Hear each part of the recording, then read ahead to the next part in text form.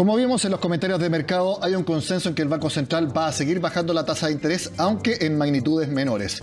¿Eso qué es lo que está provocando? Que siga la recomendación de salir de los depósitos a plazo y entrar a la renta fija. Es parte de lo que vamos a conversar ahora con Carla Barrientos, que es la directora de Victus, que es el Multifamily Office de Credit Corp Capital. Carla, gracias por estar con nosotros. Gracias a ti, Nicolás, por la invitación. Cuéntanos de Victus, porque es una nueva área de Credit Corp Capital acá en nuestro país.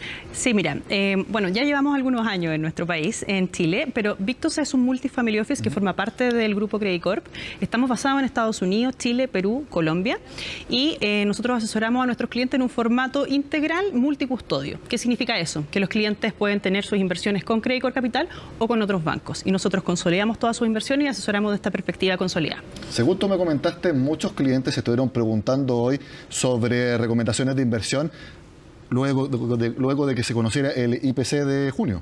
Sí, exacto, porque efectivamente esto ha estado muy anclado con lo que está haciendo, como tú lo comentaste, el Banco Central y lo que esperamos que siga haciendo hacia adelante, y que ha tenido una repercusión directa con las inversiones en depósitos a plazos, que obviamente cuando tenemos bancos centrales con tasas elevadas generan un atractivo mayor, pero ya llevamos varios meses con reducciones de tasa de política monetaria por parte de nuestro Banco Central. Partimos en agosto del año pasado, y eso ha generado que las tasas de depósitos cada vez han ido bajando en el tiempo y que el atractivo se ha vuelto menor. Nosotros revisamos una gráfica que ustedes tienen, que es prácticamente la relación 1 a 1. Sube la tasa de interés e inmediatamente suben los fondos que se depositan, valga la redundancia, en los DPA, los depósitos a plazo. Pero también, a medida que va bajando la tasa de interés, sucede exactamente lo mismo. Tal cual. Y es lo que hemos visto un poco en estos últimos meses, en donde ya hemos tenido cierta reducción en la variación de stock de depósitos a plazo en el mercado. Y en contrapartida de eso, hemos comenzado a ver un mayor flujo de manera importante hacia fondos mutuos, pero en plazos menores a un año. Menores o iguales a un año, donde hemos visto el flujo más relevante en este año. Esa es la recomendación que le están dando, por ejemplo, hoy lunes a sus clientes, los que siguen en depósito a plazo, en más o menos volúmenes, que poco a poco vayan saliendo de los DPA y ingresen a fondos mutuos en renta fija, como tú dices, a menos de un año? Mira, lo que pasa es que es muy natural que los clientes, cuando comienzan a salir de los depósitos a plazos, parten por estos fondos mutuos que están en el plazo de menor o igual a un año. Sin embargo, hay atractivo también en otras partes de la curva que tienen plazos mayores. Y acá me quisiera detener, Nico, un pequeño momento para poder profundizar en conceptos de renta fija que normalmente no son quizás tan intuitivos cuando nos preguntan nuestros clientes. Y tiene que ver con cómo varía la valorización de los bonos con los movimientos de tasa. Cuando nosotros invertimos en un bono, en esencia lo que estamos haciendo es otorgar un financiamiento o un crédito a una contraparte. Esa contraparte puede ser una compañía, si es un bono corporativo, o un país, si es que invertimos en un bono de gobierno. Y ese crédito, ese préstamo, se pacta a una determinada tasa en el inicio.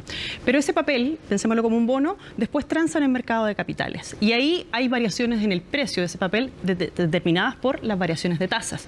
Entonces, en este ejemplo, si tenemos un bono al 4% inicialmente y después las tasas en el mercado están al 2%, el valor de mi inversión inicial es mayor, porque yo hoy día no podría capturar una tasa de ese orden de magnitud. Por eso cuando el Banco Central en el último tiempo ha bajado la tasa de interés, ha subido el valor de los bonos en renta fija, porque la tasa que se fijaron se hizo con una tasa de interés del Banco Central bastante más alta. Bastante más alta, exactamente. Y esa tasa determina, obviamente, la tasa, una tasa de más corto plazo, pero todas las tasas del mercado vienen ancladas y determinadas por lo que está haciendo nuestro Banco Central.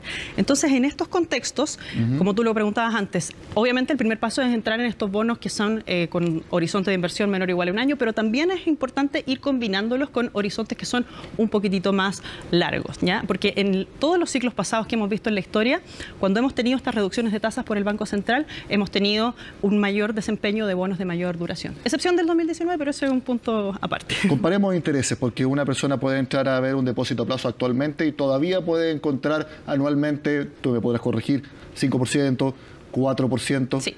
¿Cuánto uno puede encontrar un fondo mutuo en renta fija?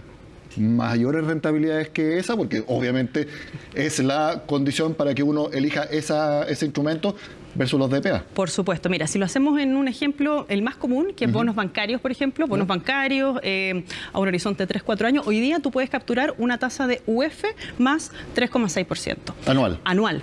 En el promedio de los últimos 10 años estamos hablando de UF más 2, más 2,1. O sea, estamos en un contexto histórico con tasas bastante atractivas para poder, decirlo de alguna forma más coloquial, enganchar tasas en un plazo más largo, que yo creo que es importante combinarlo. No es eliminar la inversión de corto plazo, sino que combinarlo, porque ese tipo de inversiones en plazos un poco mayores sí obviamente pueden tener un mayor nivel de volatilidad. Hay distintos elementos que impactan en las tasas y que obviamente generan estas variaciones de precios que yo te explicaba. Bueno, y también a más tiempo uno tiene que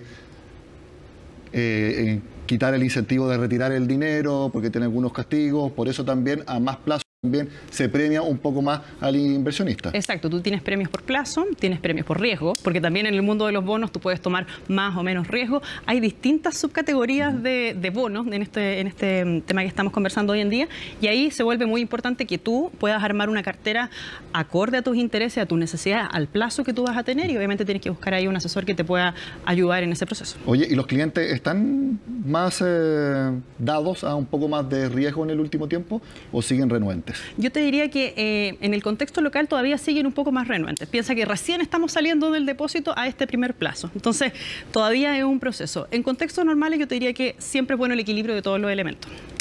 Y depósito a plazo, uno piensa que es el elemento más básico de inversión y es ocupado por distintos tipos de clientes, sofisticados, no sofisticados. Totalmente, o sea, totalmente. Los DPA en el último tiempo, con las tasas de interés tan altas que tuvimos, los favoritos de todos los segmentos. Totalmente. En todo segmento, todo orden de tipo de clientes, tamaño, etcétera, tuvieron este flujo gigantesco a depósito a plazo. Pero como te digo, hoy en día estamos viviendo una tendencia un poquitito distinta y aquí el incentivo es a que nos atrevamos también a mirar las otras alternativas que tenemos. ¿Y renta fija local o también en ver algo afuera? También, en el mundo internacional, en el contexto internacional, sobre todo en Estados Unidos, que es el mercado más relevante, estamos en un contexto también de tasas altas. Piensa que la FED todavía no ha comenzado el proceso de recorte de tasas, por lo tanto tienes también una ventana para poder enganchar, como yo te comentaba, estas tasas más elevadas en el tiempo. Así que la renta fija tiene atractivo por ambos medios. Hagamos un ejercicio del 100% del portafolio. ¿Tú recomendarías 50, o 30% de depósito a plazo, 40% renta fija, quizás algo 30% renta variable? Sí, mira, el portafolio como estructural más usual siempre es el 60-40. No tienes un mayor porcentaje, 60% renta fija, 40% de renta variable. Hoy día yo creo que podríamos tener un poquitito más de renta fija por el contexto en el que estamos, y dentro de esa renta fija yo creo que no más de un tercio lo podemos dejar en depósito a plazos, pero con el resto ya podemos ir ampliando un poco más los horizontes. ¿70-30?